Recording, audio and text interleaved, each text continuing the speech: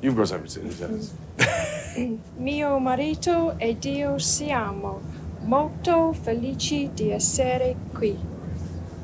Work that out. Salute. Now could you translate? My husband and I are very happy to be here. It was to have been virtually a routine visit to the Vatican, a courtesy call on the Pope. But on the day it happened, it became known that Prince Charles had also wanted to attend Mass in the Pope's private chapel.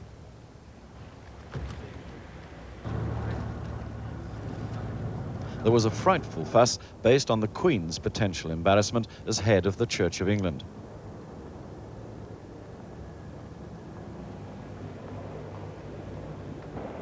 So as the royal party processed slowly through the Sala Clementina on its way to the Pope's study, there were discernible tensions, particularly discernible on the part of the princess, who had earlier confessed herself apprehensive about this visit. She was extremely nervous, and understandably so. There is sometimes something a little chilling about Vatican pomp and protocol.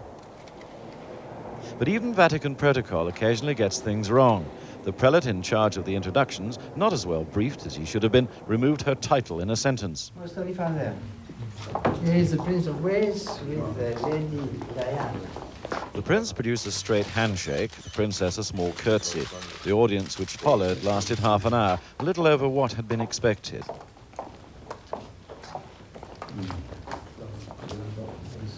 Afterwards, there was the formal photograph session, the usual example of stars as victims, handling their self-consciousness as best they could. Things were more relaxed when it came to the gifts. Very great. Very great for your gift. These few For this photographs. wonderful. And we thought you might like the bead, the venerable bead, ecclesiastical history of England. Yes. Which you probably know very well already. A great personality of the common church, of the universal church. We are venerating him still. And that is The Pope's main present was a mosaic picture of the Virgin Mary. You met perhaps in the Basilica Santa Maria Maggiore. It's a very, very old picture, mosaic, of Our Lady as the protectrice,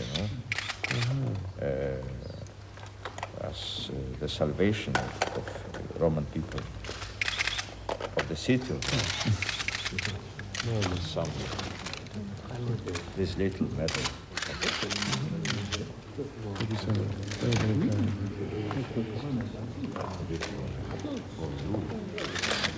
The princess, given a papal medal, characteristically couldn't resist opening the box straight away.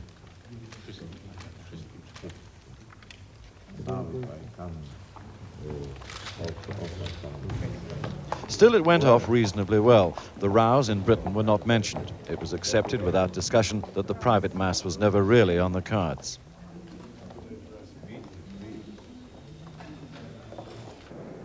Back in the Sala Clementina, a fine room dedicated to Pope Clement VIII, student priests and their teachers from the English and Scottish colleges in Rome gathered to meet the couple. They were somewhat in awe of the occasion and of the room itself.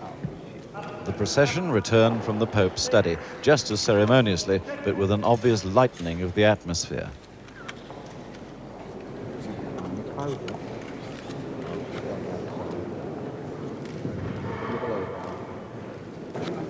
There followed something unique in the experience of old hands here, a walkabout inside the Vatican. Suddenly everyone wanted to talk, and the princess was back on familiar ground.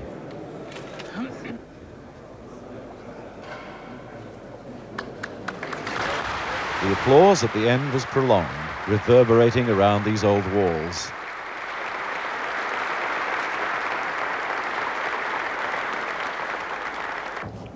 That afternoon, they went on a tour of the Vatican and St. Peter's, cleared of tourists and worshippers alike for the occasion.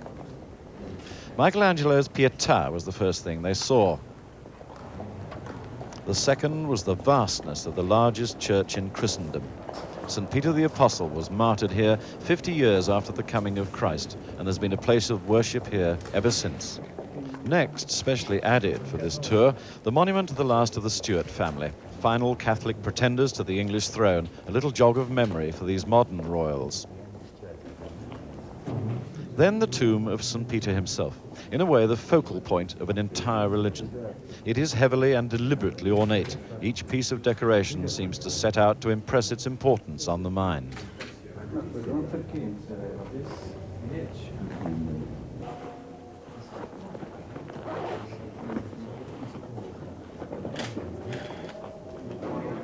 They walked through the crypt, through the stone ranks of history. They saw the Stuart tomb and perhaps wondered about the animosities of long ago, and wondered too why they are still only just below the surface of modern life. Crypts are the sort of places that can engender such thoughts. They strike a small chill to the soul, which does no harm every now and again. But for all the splendours of the Vatican, an orange farm in Sicily was something of a relief the following day, where they met the Ciancio family, Mario, Valeria, and their 5 children. It was billed as a private lunch, but if you're the Prince and Princess of Wales, this is the way you go to a private lunch.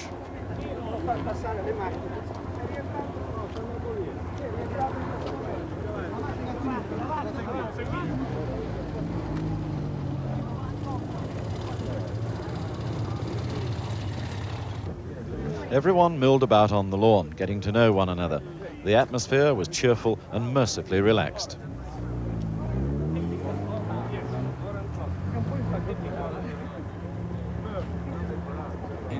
Signora Ciancio, not known for her silences, explained her pasta recipes. First, to work up an appetite, a walk through the olive trees to look how the new season's orange blossom is getting on. Signora Ciancio did most of the talking. The princess was in a dress and hat redolent of the 20s, very flapperish. They were both extremely relaxed after the tensions of their day at the Vatican. This was rather a good place to start forgetting about the whole episode. And the perfect place to be given some orange blossom. The princess thought it a beautiful scent, and didn't so much offer it to the prince as shove it up his nose.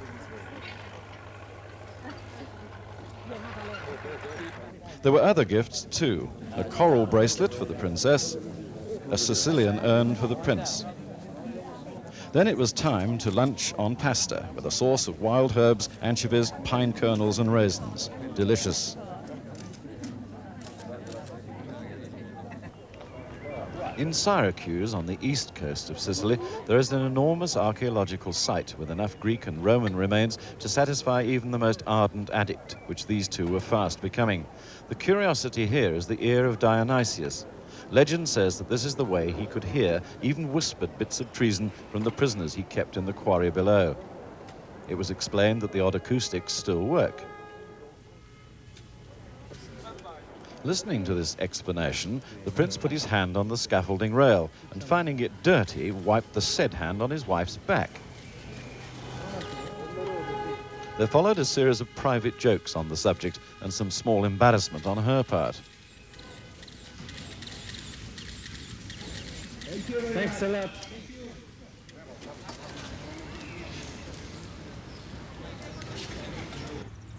Next door on this site is the Greek amphitheatre, built in the 5th century BC and the largest in the ancient world.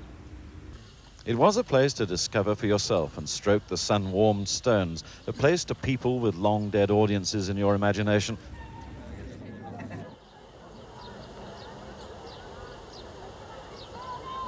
But all this clambering about is tiring. A seat in the circle seemed a good idea.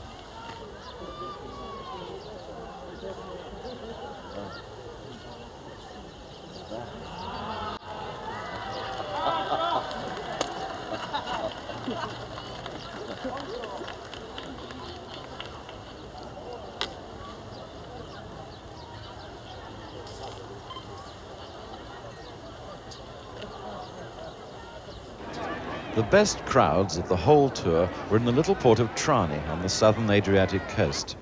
Britannia lay offshore on a brilliant hot day, within sight of the great cathedral, which stands magnificently at the water's edge.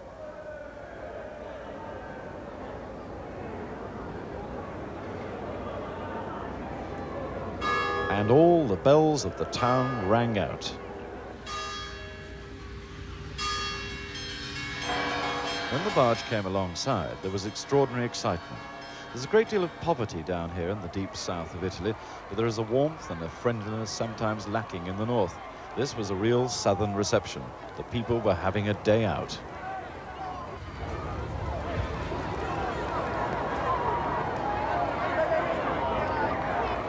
And this was a day when the prince and princess couldn't put a foot wrong. The affection communicated itself to them, and they responded in kind.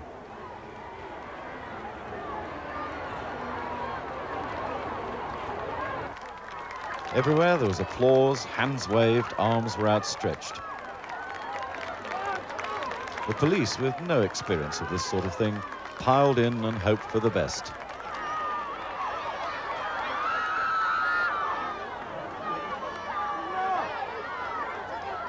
And still the hands came out. Whatever structure the organizers had intended fell apart. It must be a rotten place to be an official down here, but a lovely place to be a member of such a crowd. At the end, it was a struggle to get the car away. Trani gave up its guests with clear reluctance. At Malfetta, nearby, the deaf and dumb school children were rehearsing their pieces. Here they mix the partially and totally deaf so that the children can try to help themselves. Pussycat, pussycat, where have you been? I've been to London to visit Lady Di, but here she came to see me.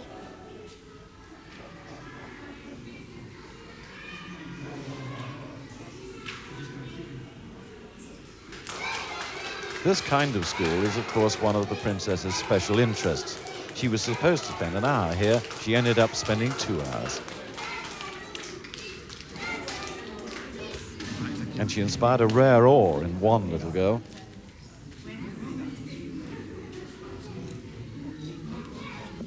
The prince helped the other girls with their Lego, carrying on when they'd long lost interest. The children sang their version of It's a Long Way to Tipperary.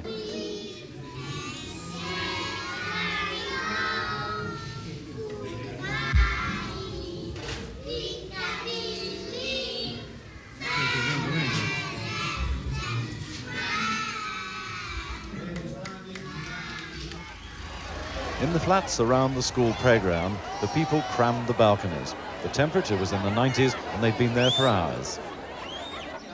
The children below shared their excitement in the only way they could.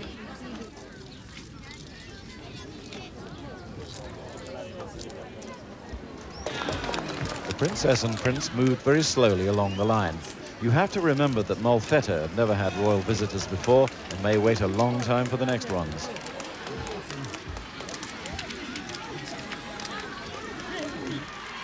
Eventually, they reached the little balcony for the display.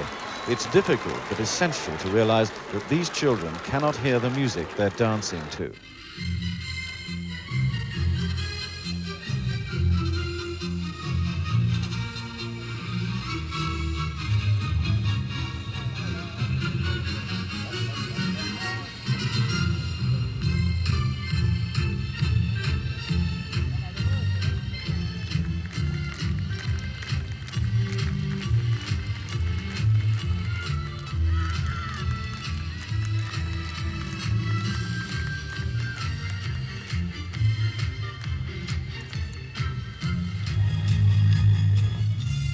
The princess began to tap out the tunes on the stone balcony.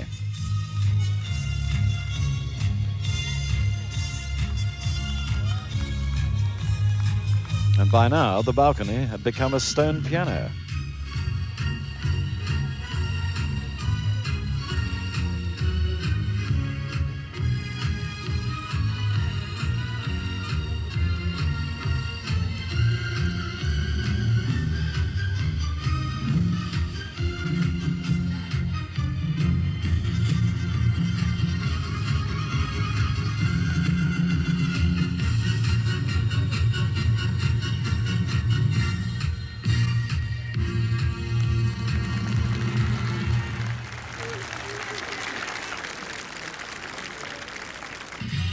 The smaller children dashed into a Neapolitan tarantella. Again, remember, they can't hear the music.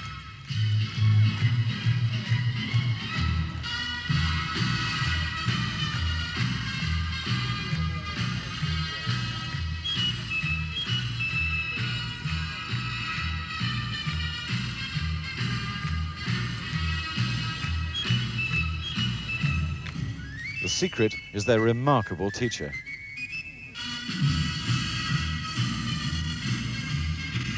But then it seems to me they're remarkable children.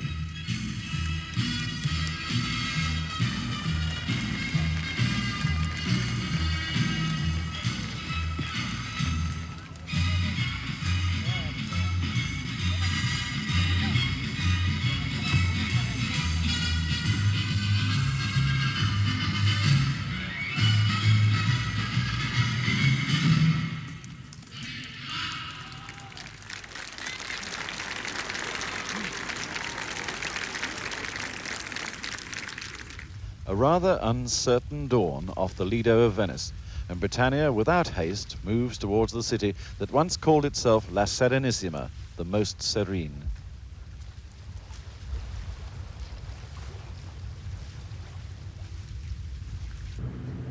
It is a unique place in the world, its empire long vanished, but still dreaming of glory and wealth, and managing to achieve both still, for its glory is in its buildings, its wealth the money it scoops from tourists, as the Venetians of old plundered the gorgeous East.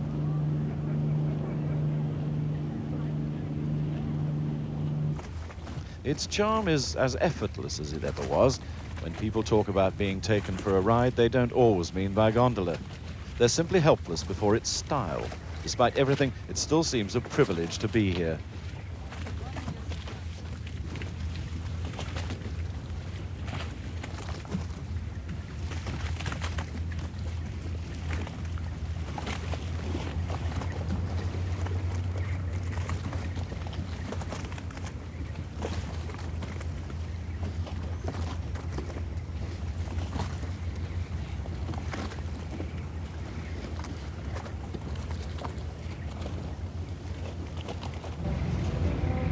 So as her Royal Marine Band played, Britannia made a slow pass in front of St. Mark's Square and the Doge's Palace.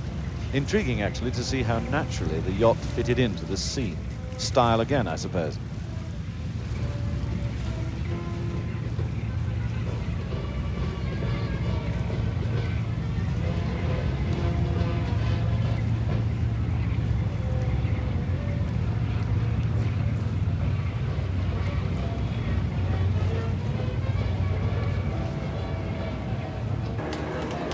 Naturally, it was to St. Mark's that the couple went first. They walked out onto the balcony and looked down on the tourists being shunted about below.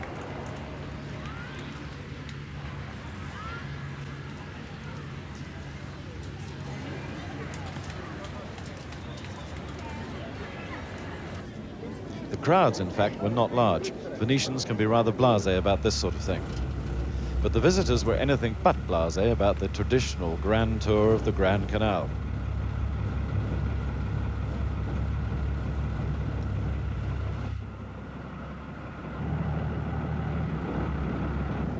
They progressed in water taxis specially hired for the occasion. These are tricky waters for royal barges. The high point, as usual, was the Rialto Bridge, which has been drawing the shoppers as well as the tourists for nearly 400 years.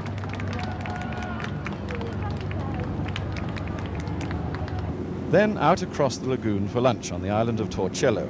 Not everyone got there safely. This member of the Carabinieri fell off the back of the high-speed convoy. He was safely recovered, though a stomach pump may be required. His gun, however, will never be the same again.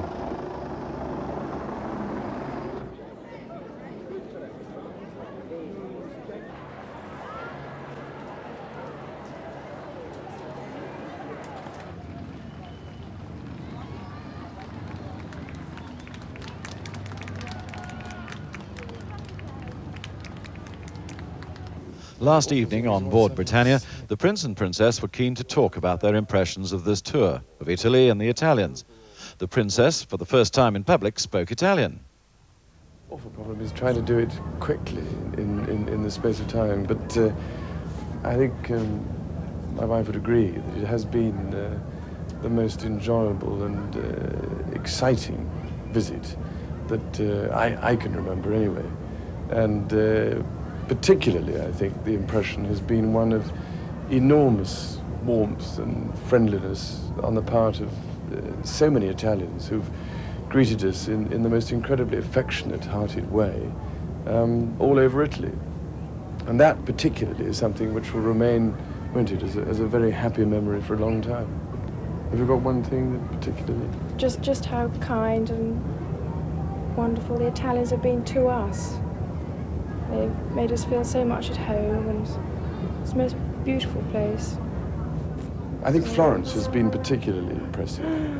And, well, because a lot of English people have been there for years and years. So that was particularly interesting from my point of view, considering my grandmother used to go there as a child, and so many of my forebears have been there. And I think the thing that stuck in my mind particularly were one or two things in particular, like the Botticelli paintings that we saw in the Uffizi.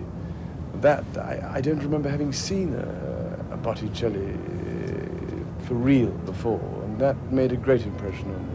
So, you've got something to say, Lieutenant. Mio marito ed io siamo molto felici di essere qui. Work that out. Salute. Now could you translate? My husband and I are very happy to be here.